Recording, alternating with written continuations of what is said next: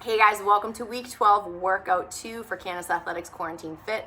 You need to forgive me today because I'm like a space cadet and I took a picture of the whiteboard before I made the video and then I erased the whiteboard and wrote down everything I was going to do today for a workout. So I'm doing this from photographic memory.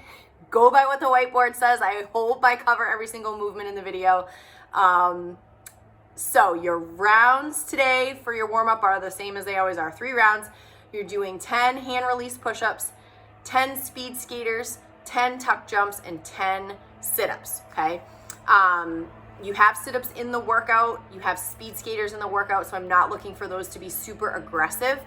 You just wanna make sure that we're kind of warming those areas up. So your hand release push-ups, we don't ever wanna underestimate these guys because they can be just as hard as a regular push-up, okay? So we wanna really utilize that power at the bottom when we are releasing to kind of get our body back up. And you can do them in your traditional strict push-up or you can drop the knees, all right?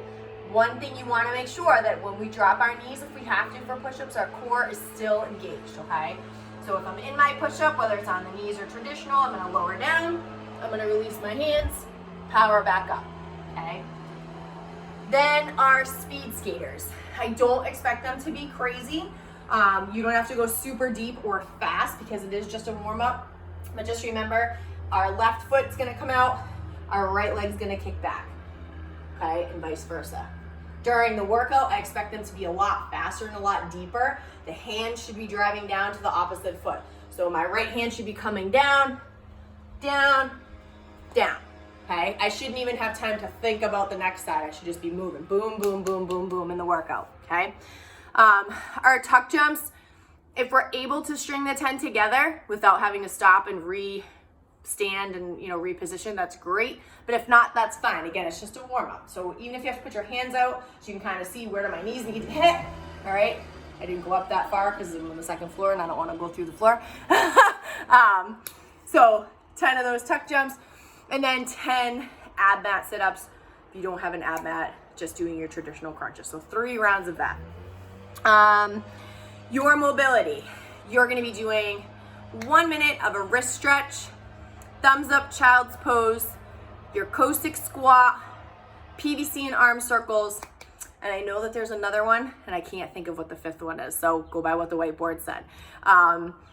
The Cossack squat, remember not to be confused with the lunge. We're not lunging. Our Cossack squat is a side squat. So when we lunge, we're coming in this direction. When we do our Cossack squat, we're actually trying to stay as central as we can, but the leg is coming out like we're gonna lunge, if that makes sense. So versus lunging out, okay? Sort of. And then our child's pose, thumbs up child's pose, just make sure that our butt is on our heels, toes together, arms out. You can't really see my thumbs. And then thumbs up.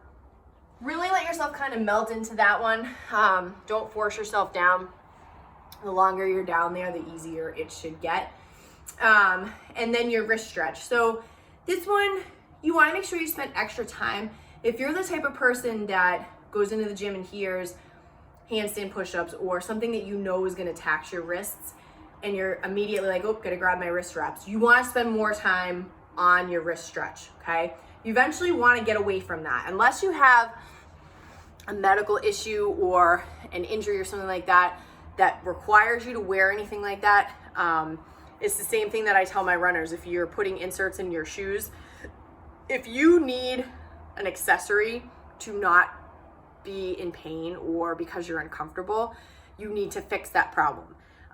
There are things that people have to wear, braces because of knee surgeries or something like that, but if there's no underlying reason, you've got to fix the problem. The only exception to that is grips. We wear grips because we don't want to rip all over the rig and bleed all over the rig. That's a completely different thing. So if you're somebody that really, has an issue with that, stretch them out as much as you can.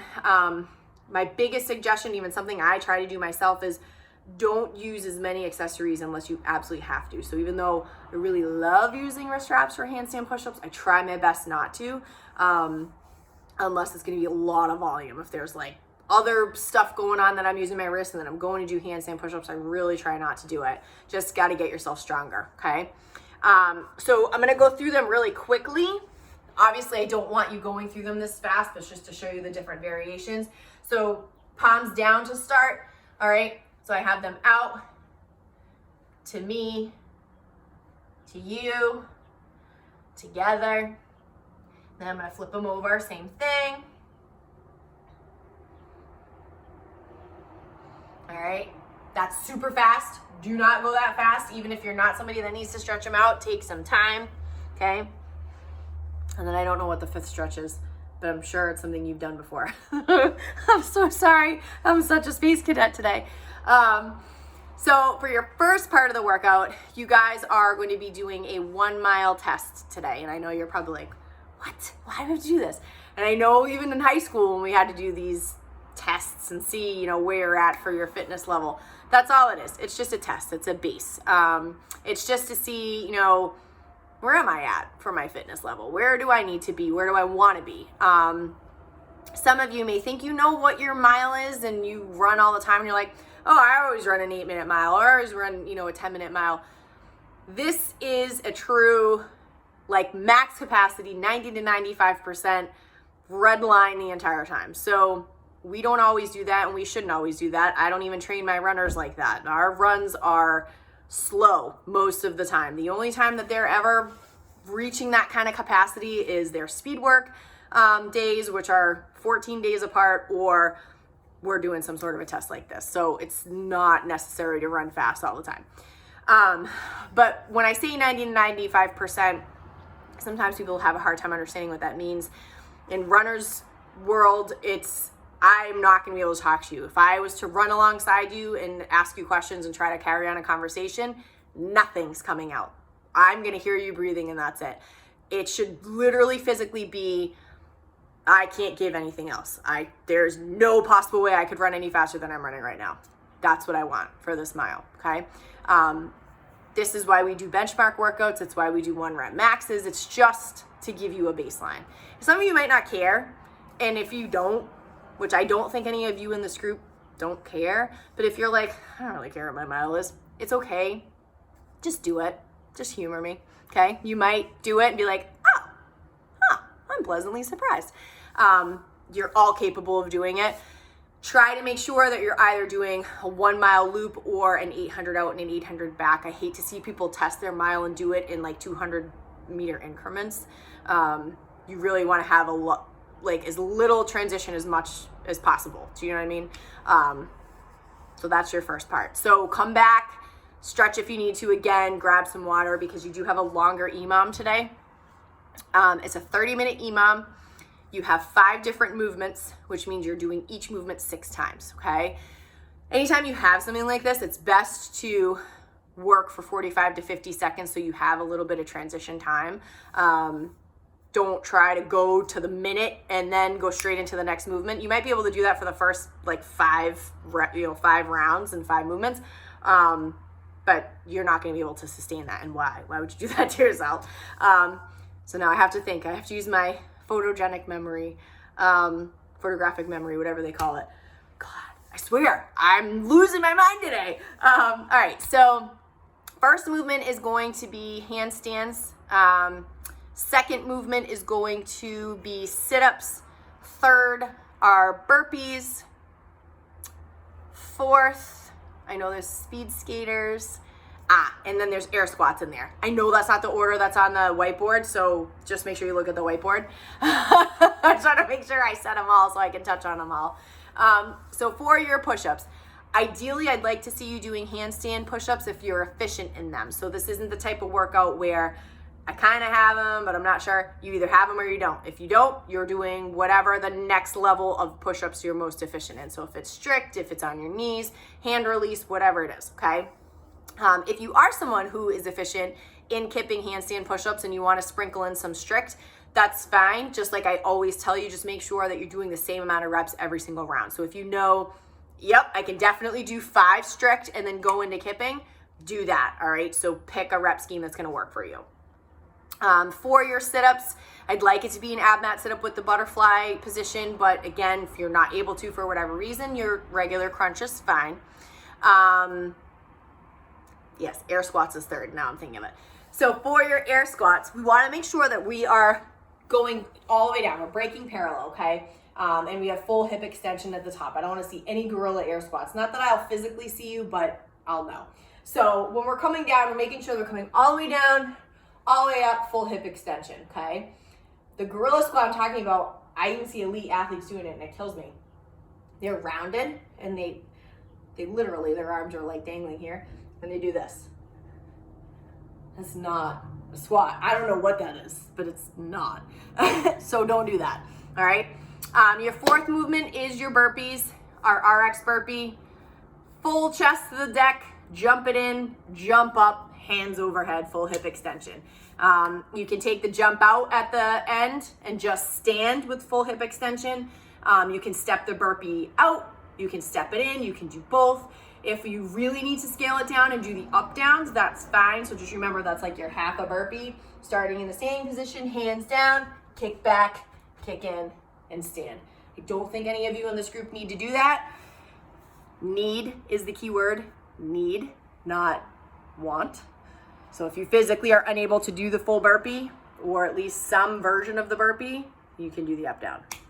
But I don't think any of you need to do that.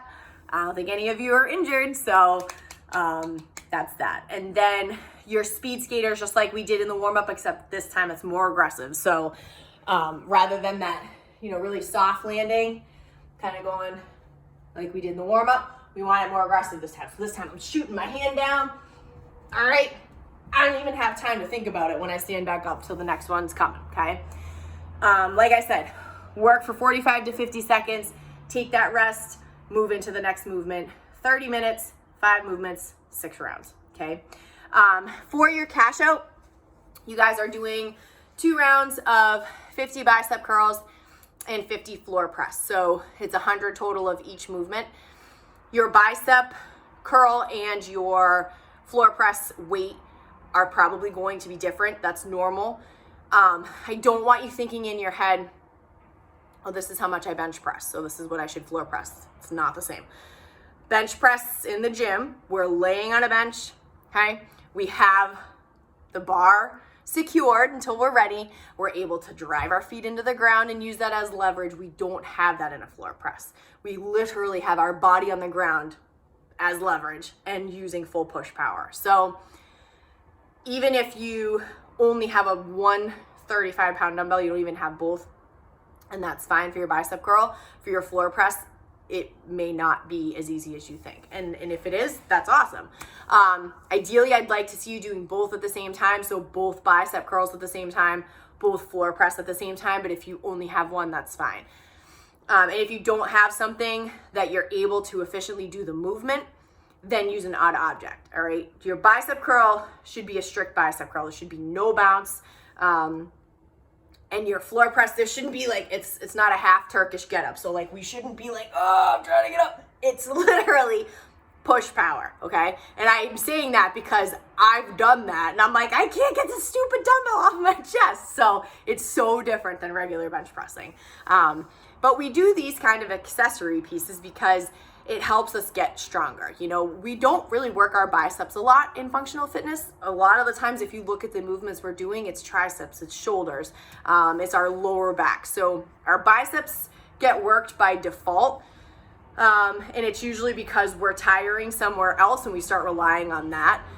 So it's really good to kind of work the biceps as an accessory piece. And the floor press is really only going to help you get stronger with your bench press. We don't do that a lot. So anything that we don't do a lot, we immediately are like, we want to move faster, we want to get higher weight, we want to get, lots of reps at a high weight. And then we're like, oh my God, I can't do this. I can do so many of this movement at this weight, but I can't do this. Why can't I bench? I'm so strong. So accessory work is like the only thing that you can do to help you get stronger. And it's just something that you have to take the time to do. So this is a longer day for you guys. It's probably going to be over an hour. If you have to do the accessory work at a different time, that's fine. It's just something I wanted you to focus on. So sorry for being such a space cadet today. Pay attention to the whiteboard, but I know I touched on everything. As always, if you guys have questions, let me know. Otherwise, I'll see you for Thursday's workout. Bye, guys.